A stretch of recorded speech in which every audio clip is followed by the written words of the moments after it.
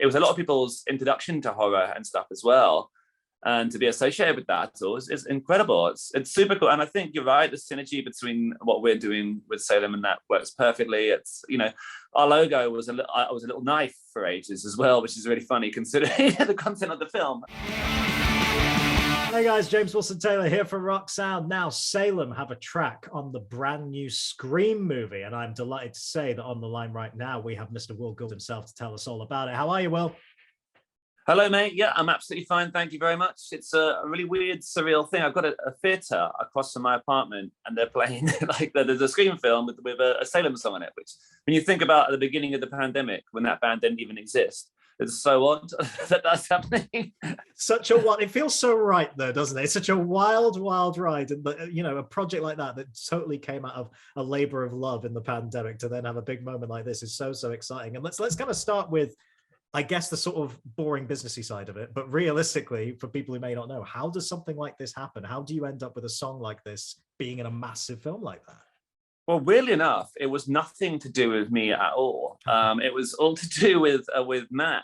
Matt, the other half of Salem, was friends with the director. And when he started this new band with me, what I was told was that he heard the record and loved the record and wanted to use it. It was always going to fit perfectly. It's like a horror punk band that fits perfectly with this movie I'm making, and it happened to be the new Scream movie. So it's like completely fell into our lap, really. We did Matt went and did a reworking of it, and we had I guess local Carlie from America drop a vocal on it as well and get a duet. And but we had to be kind of like under an NDA for a while, so we weren't allowed to say anything about it to anyone. And on the day it came out, I kept getting tagged in things, and I was wondering how long it was going to take people to figure out what was going on before we could really mention anything. And I remember getting the assets through for it, from Paramount. That was weird as well. I'm used to record labels sending you around a Dropbox full of things, but when it's the Paramount Pictures thing, and it was just like a library full of kind of ad mats and graphics and videos and trailers and things. And I was like, this is crazy. It's a complete different world, isn't it? I suppose. But yeah, that was totally surreal, and it came through because Matt knows the director from punk rock in UK punk from years and years ago. So it's all kind of come quite organically. But it's still pretty bizarre. Yeah. I can imagine, but also, like I said, what a perfect fit, because, as you just referred to it yourself, it's a horror punk band. And you can see it in your imagery throughout these last couple of EPs and on the tour dates and stuff. Yeah, you're clearly channeling that energy that's indebted to that area of horror. And I love the fact that it's the Scream franchise in particular, which has definitely got a bit of theatricality about it because it's very tongue-in-cheek and self-referential, but it's got that kind of edge to it. You must be delighted to have an association with something like that I presume is a world you're kind of a fan of anyway. Oh yeah, like the original Wes Craven film, the very first one. I remember getting it from Blockbuster, back in the day, and having school sleepovers and watching. That was the talk of. It became one of those films, didn't it? That's kind of synonymous with a teen slasher film. It was parodying all the other teen slasher films. But at the time, everyone was so scared of it. It was you'd get Halloween and Nightmare on Elm Street and all of that stuff and Creepshow and stuff, and you'd all sit around and watch them and try and scare each other, watch The Exorcist and stuff. But that was the one I can remember being a modern film that was kind of almost my era, the very first one. That was kind of obviously it was parodying a lot of the other stuff, but it was our film, and so I have strong memories of that as a child, and as it was a lot of people's introduction to horror and stuff as well. And to be associated with that is incredible. It's super cool. And I think you're right, the synergy between what we're doing with Salem and that works perfectly. It's, our logo was a little knife for ages as well, which is really funny considering the content of the film. So yeah, it seems like it all lines up really nicely. And yeah, it feels really right, which is you wouldn't ever imagine something like that would happen. But when it does, you're like, yeah, it kind of all fits together, Yeah, it definitely makes a lot of sense. And we should mention on the track itself, it's called Fall Out of Love, and people will have already heard it on the EP. We'll talk about the kind of reworkings in a second, but just in terms of that original writing of that song, I know you had a lot of different inspirations in terms of the sound you wanted to achieve there, but just tell me a little bit about writing and working on that original version of the track in the first place. Well, that it was written in at the period of time Creeper were doing Sex, Death, and the Infinite Void. I was in Southampton, and Matt was the guitar tech for Creeper. He just asked, he was like, "Do you want to blow off some steam while you've been writing all these kind of these tricky arrangements in LA, and write something that that was kind of like the core stuff we grew up with, For me, it was like Alkaline Trio and the Bouncing Souls and Saves the Day and bands like that, So yeah, we went over and we wrote the whole EP in about an hour. Like it was easy stuff. It's stuff that we know so well, and it was stuff that we grew up with. And so yeah, it really came together super quickly. And like the songs were all about my now girlfriend. It all came together super quick. The thing was, it's so funny, like the success that the project has had. I remember speaking to you about it when we very first started, if you remember. Because it really wasn't supposed to be a thing at all. It was like we made that EP and then we sat on it for like ages. It was just, we recorded it with Neil Kennedy at the ranch originally, and it just was just in I was so focusing on the Creeper stuff that I forgot all about it. And then it like this lockdown here, we put it out on Roadrunner. I was like, I've got this record that's kind of been sat on it with Matt. And we put it out, and people really like took people's imagination away a little bit, I suppose. And then people responded so well. We did a second one, and then we did that tour, which went on forever and ever and ever and ever. It was the longest UK tour of all time. So I did that, and yeah, it was like most of that tour was sold out, and some really spectacular shows. And now this, which is just insane. I can't believe the growth of something that was really just a fun thing to do with my friend Matt. He was doing to try and cheer me up when I was stressed out. Sometimes that's the best way, isn't it? Just a little bit of fun, and you get some of that cool creativity that people could kind of latch onto. I'm glad you mentioned Alkaline Trio in there as well, because I don't know if you've seen, but they're on the soundtrack as well to this. Yes, yeah. This little extra bit of gizmo. Yeah, it's really cool, and now all that's left for them to do is to take Salem on tour, and I do hear that they're doing that Taking Back Sunday thing. I'm waiting for the phone to ring, That would be an extra good addition, making that a triple bill. Very much enjoyable for that tour. I want to mention, of course, this is a slightly reworked version, and as you said, you've got Carlie Hanson on there as a kind of additional vocal. How did that come about? Is that someone that you've known for a little while there? No, you know what? We didn't know Carlie. I think it was someone the director knew, and it was suggested to us because it was like obviously like I think the nature of the movie and stuff as well.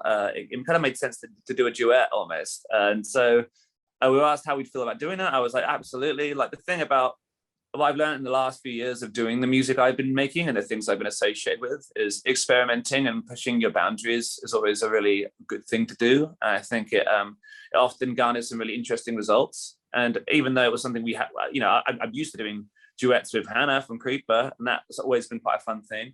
But like a duet on something this fast would sound like a really fun idea to me, It was like that Bouncing Souls song on How I Spent My Summer Vacation.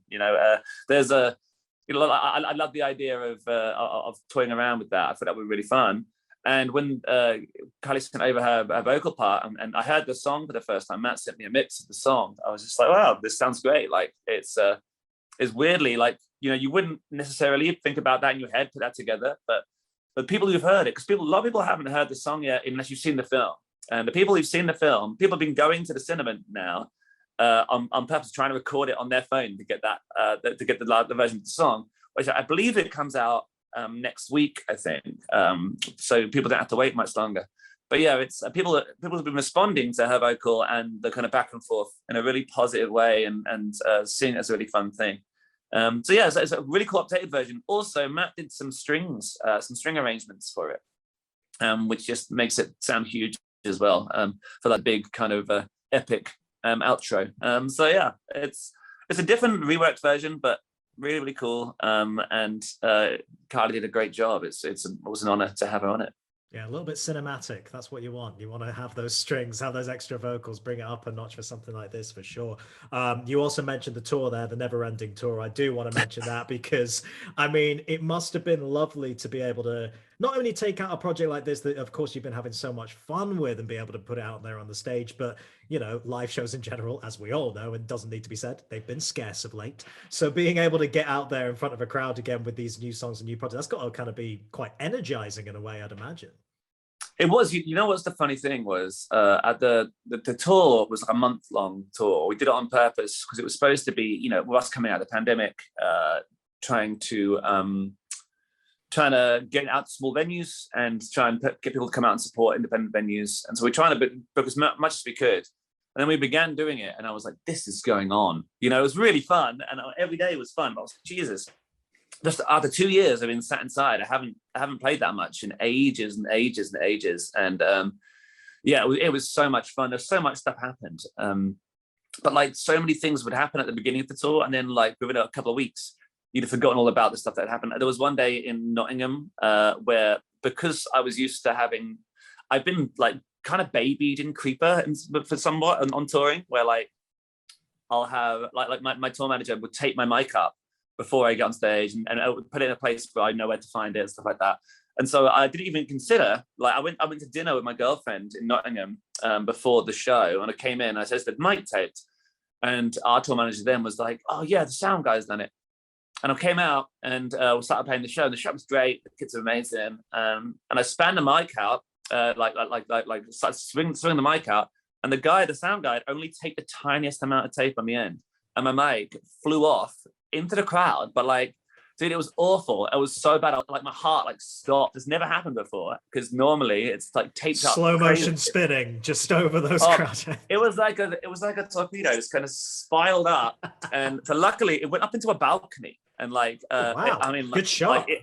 I know. Like I was lucky; it was like kind of on the upstroke, really. But like, it was funny. Went up into the balcony, and it was one of the mics that I used for Creeper. It was quite expensive, a guy as well. But it went up, and it was just completely dead. Like completely fucked the mic. It was completely gone. But yeah, so we almost had a casualty there. Like there was loads of stuff that happened, but it was really, really good fun. And watching people really respond to the songs, and it was cool as well, because a lot of the time with Creeper, like where the shows are in this country, at least, where the shows are a little bigger. There's like we're doing more theatrical moments like we did in December. But with this project, it was like really rough and ready, like a real kind of a true punk show, really. And being out with James and Nicole Gunn were amazing. Is amazing as well. So yeah, it was like a really old school tour. And yeah, by the time I got home, I had to sleep for like 2 days straight. But other than that, it was very fun. Yeah, no, nice thing to be able to do there, man, for sure. And it begs the question, I'll kind of leave you on this, Will. You know, you're clearly having fun with it. You've clearly, you know, when you did the first EP, the response was so good, you did a second EP. Is this something you're thinking about continuing even further? Have you been thinking about new ideas for Salem in particular moving forward? Well, it's been a difficult time because there's so much going on at the moment. I've only just got back from the Creeper run last month, where we had to try and work out like a lot of stuff very quickly because of the sudden cancellation. But yeah, it's certainly something that would be very fun to do. It's just trying to carve out an amount of time to do it. I live away from Matt, so to get down to Southampton, it's just trying to find timing. I'm sure we're definitely going to do something with it. This has been a really, this has injected a new lease of life into it. And every time we do something with Salem, it seems like the kids that really like this band really respond to it really heavily and really support it. So long as people keep doing that, like it makes it very fun to do anything. So yeah, I definitely think we'll carry on messing around with it. I just never saw it becoming what it is already. You know, like I always assumed it would be, you know, it would just be a fun thing for an EP. I didn't even know we do a show. You know. Yeah, no, nice to see how it's grown, man. And congratulations on this. Obviously, people will be able to hear that new version very, very soon. And yeah, just take care of yourself in the meantime, man. We'll look forward to seeing you for more of this and more Creeper stuff as well later this year, all right? Thank you, James. Take care of yourself as well.